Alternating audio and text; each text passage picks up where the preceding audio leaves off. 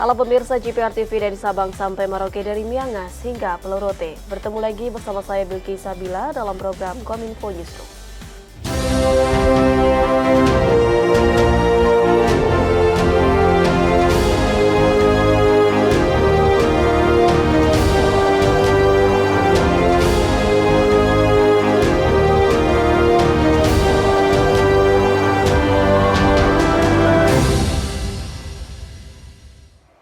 Kementerian Komunikasi dan Informatika membuka pendaftaran Digital Talent Scholarship tahun 2023.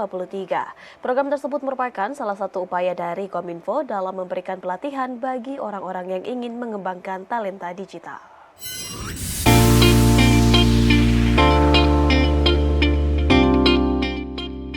Kementerian Komunikasi dan Informatika Republik Indonesia resmi membuka Digital Talent Scholarship batch pertama tahun 2023.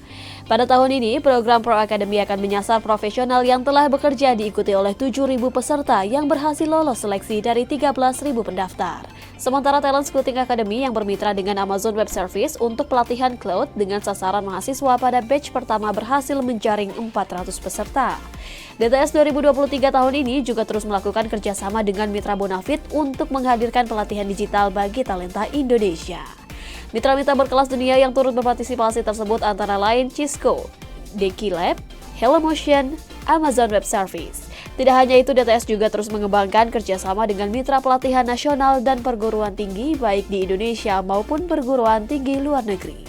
Karena kita menawarkan pelatihan-pelatihan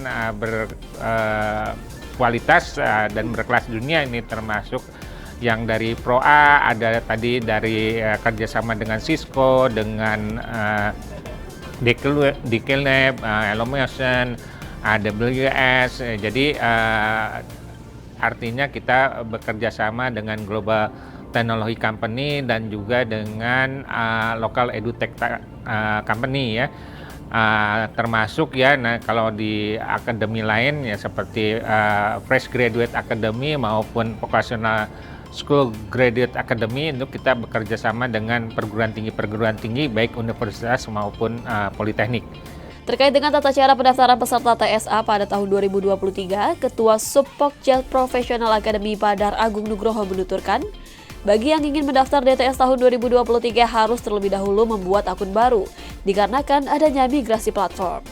Pendaftaran Professional Academy saat ini para peserta wajib membuat akun baru ya, karena dari platform sebelumnya sudah ada migrasi platform, sehingga untuk Professional Academy perlu membuat akun baru, kemudian mempersiapkan diri, terutama di kita ini pelatihannya lebih banyak belajar secara mandiri, sehingga motivasi tinggi itu sangat dibutuhkan bagi calon peserta Professional Academy. Ketua Subpokja Talent Scouting Academy Anton berharap pada tahun 2023 akan semakin banyak mitra global teknologi dan peserta yang akan bergabung mengikuti TSA.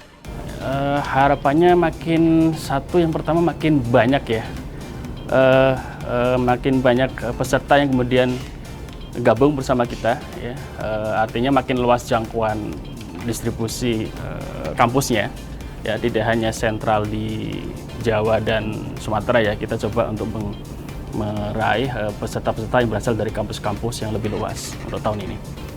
Kalau mitra sih existing, it's okay. Harapannya untuk mitra global teknologi ataupun educational teknologi lokal kita bisa join lebih banyak juga di tahun ini.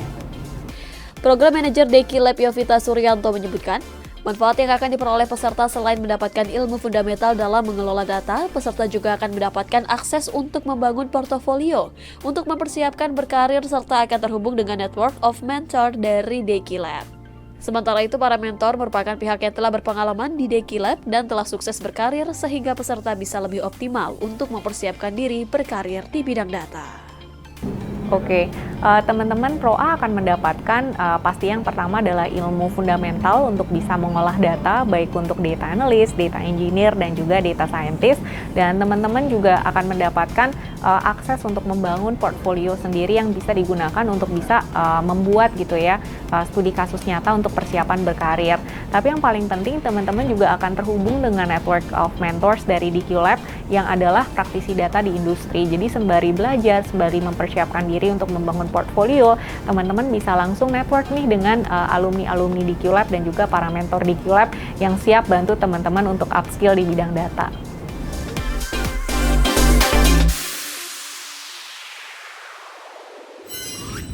Kementerian Komunikasi dan Informatika memfasilitasi pengembangan pola pikir digital pimpinan di lingkungan pemerintah yang ada di Sumatera Utara.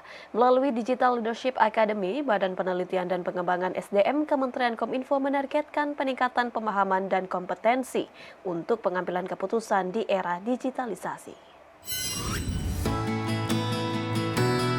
Kementerian Komunikasi dan Informatika bekerja sama dengan BPSDM Provinsi Sumatera Utara pada Kamis 2 Maret 2023, resmi membuka program pelatihan Digital Leadership Academy di Medan, Sumatera Utara.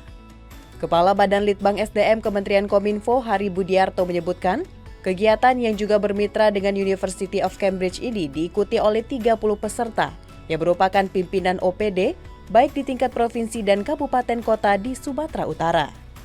Dengan mengambil tema Smart Digital Leader Sumatera Utara Bermartabat, DLA bertujuan untuk mengubah pola pikir pimpinan dan meningkatkan kapasitas para pemimpin di Provinsi Sumatera Utara, serta mendorong perubahan menuju transformasi digital.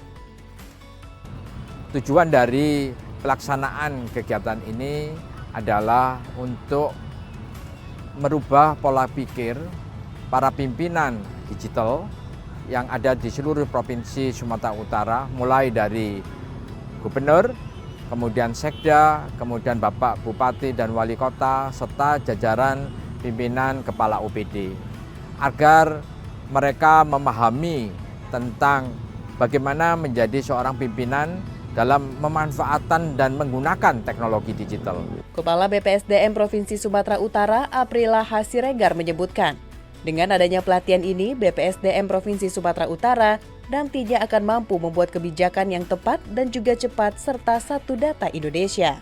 Harapan saya DLA ini untuk tahun berikutnya juga harus ada di Sumatera Utara. Artinya nantinya ini contoh kepada saya sendiri, nanti akan kami tindak lanjuti hasil dari pelatihan ini, ingin membuat kebijakan yang cepat, tepat, dan satu data. Sementara itu, Kepala Dinas Komunikasi dan Informatika Kabupaten Nias, Rahmat Krisman Zaid, dan juga Kepala Bapelitbang Provinsi Sumatera Utara, Hasmi Rizalubis berharap, dengan adanya pelatihan ini mampu meningkatkan sinergitas antar daerah dan mewujudkan kepemimpinan yang berkonsep digitalisasi. Di mana pelaksanaan kegiatan ini sangat baik dan sangat bermanfaat bagi kami semua, khususnya jabatan pimpinan tinggi Pratama. Dan kesan-kesannya tentunya dengan adanya ini kami semakin bisa bersinergis dengan rekan-rekan yang lain dari kabupaten kota yang lain dan saling berjumpa sehingga bisa bersama-sama dalam mewujudkan kepemimpinan yang digitalisasi. Harapan saya melalui pendidikan ini tentu saya mendapatkan pengetahuan yang sangat mendalam bagaimana nanti untuk melakukan proses transformasi digital khususnya bagi para pemimpin di era saat sekarang ini. Sementara itu pemirsa, Kementerian Perdagangan memfokuskan 3 program prioritas dalam Rencana Kerja 2024. Menteri Perdagangan Zulkifli Hasan mengatakan 3 fokus utama tersebut merupakan fondasi untuk memajukan perdagangan dan mewujudkan mimpi Indonesia untuk menjadi negara maju di tahun 2045. Kementerian Perdagangan menyoroti 3 topik utama yang sesuai dengan program prioritas untuk Rencana Kerja 2024, yakni produktivitas yang tinggi dan efisien dalam mendukung pemerataan pembangunan berkelanjutan, menembus pasar non-tradisional luar negeri dan menguatkan sumber daya manusia. Menteri Perdagangan Zulkifli Hasan mengatakan, 3 fokus utama tersebut merupakan fondasi yang kokoh untuk memajukan perdagangan dan mewujudkan mimpi Indonesia menjadi negara maju di 2045. RPJMN 2020-2024 itu sendiri merupakan tatanan kebijakan yang menjadi titik awal, starting point-nya gitu. 2024 itu untuk mencapai visi Indonesia Maju 2045. Jadi kalau kita 2024 ini meletakkan dasar yang kokoh yang kuat, mudah-mudahan pijakan itu, ibarat orang lompat itu, menjadi tempat yang kokoh untuk mencapai visi Indonesia menjadi negara maju pada tahun 2045 ini. Bersamaan dengan hal tersebut, Sekretaris Jenderal Kemendak Suhanto mengatakan, dalam rangka menciptakan efisiensi rantai pasok tersebut, Kemendak akan melakukan upaya perkuatan ekosistem perdagangan dalam negeri dan pemanfaatan teknologi. Sementara dalam menguatkan daya saing ekspor yang mendukung pembangunan ekonomi berkelanjutan, Kemendak akan terus mewaspadai dan mengantisipasi hal yang dapat mempengaruhi kinerja ekspor nasional. Untuk menghadapinya, Kemendak mengeluarkan berbagai kebijakan yang mendorong peningkatan daya saing ekspor dalam mendukung pembangunan ekonomi berkelanjutan. Terkait transformasi SDM perdagangan, Kemendak akan mensyaratkan perubahan atau transformasi budaya belajar yang akan menumbuh kembangkan organisasi pembelajaran secara berkelanjutan. Transformasi SDM perdagangan dilakukan dengan memperkuat 3 pilar infrastruktur, yaitu kelembagaan, kebijakan, dan teknologi. Kami mengharapkan rumusan Raker ini dapat menjadi acuan dalam pelaksanaan program kerja tahun 2023 juga sebagai perencanaan program kerja tahun 2024, serta acuan bagi seluruh dinas di provinsi dan kabupaten kota yang membidangi perdagangan. Digitalisasi birokrasi adalah kunci untuk mempercepat kinerja birokrasi yang berdampak. Menteri Pan-RB Abdullah Azwar Anas menyatakan, Kementerian Pan-RB sedang tahap finalisasi Mall Pelayanan Publik Digital guna memberikan kemudahan pelayanan bagi warga.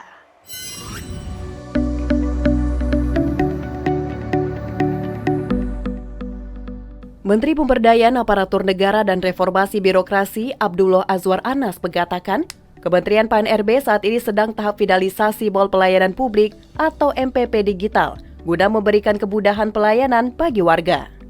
Menurutnya, digitalisasi birokrasi merupakan kunci untuk mempercepat kinerja birokrasi agar dampaknya kian terasa di tengah masyarakat.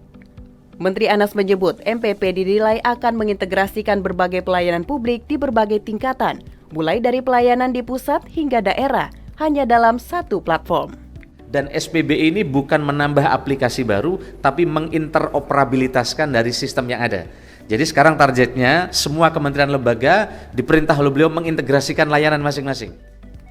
Sistem pemerintahan berbasis elektronik yang kini sedang dikembangkan pemerintah lintas kementerian lembaga hingga pemerintah daerah diyakini akan mengefektifkan kinerja birokrasi.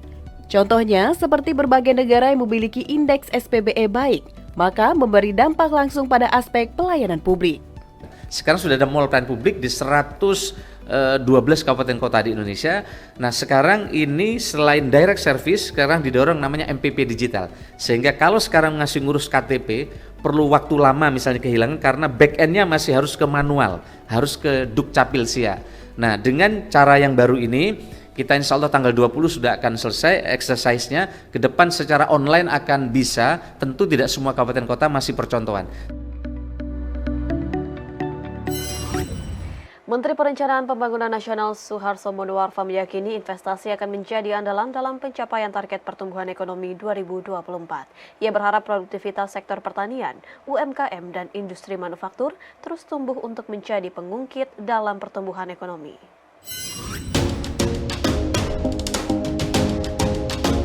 Menteri Perencanaan Pembangunan Nasional atau Kepala Bappenas Suharto Monoarfa meyakini investasi akan menjadi andalan dalam pencapaian target pertumbuhan ekonomi 2024 dari 5,3% hingga 5,7%. Hal tersebut diungkapkan Suharto usai mengikuti rapat sidang Kabinet Paripurna bersama dengan Presiden Jokowi di Jakarta pada Kamis 2 Maret 2023. Adapun dalam keterangan, Suharto menjelaskan, Bappenas telah menyusun 3 skenario planning dengan beberapa target yang ingin dicapai pada tahun 2024. Pertama, intervensi dengan pengurangan beban pengeluaran masyarakat miskin. Kedua, peningkatan pendapatan. Ketiga, meminimalkan kantong-kantong kemiskinan hingga 0% pada tahun 2024. Pada kesempatan yang sama, Suharto juga menyampaikan bahwa tema RKP 2024 yang telah disetujui adalah mempercepat transformasi ekonomi yang inklusif dan berkelanjutan dengan nilai investasi pada tahun 2024 mendatang diharapkan dapat tumbuh dari 6,2% sampai dengan 7%. Salah satu sumber-sumber pertumbuhannya kalau kita lihat dari sisi pengeluaran adalah investasi. Kita berharap pertumbuhannya bisa sampai dengan 6,2 6,2 hingga 7% atau setidak-tidaknya bisa dilakukan realisasi PMA dan PMDN sekitar 1.450 hingga 1.650 triliun. Kita juga berharap peningkatan produktivitas pada UMKM, ya, pertanian dan industri manufaktur yang diharapkan bisa menjadi pengungkit atau enabler dalam pertumbuhan ekonomi. Pemirsa, Kominfo Newsroom akan segera kembali dengan informasi lainnya. Sesaat lagi tetaplah bersama kami.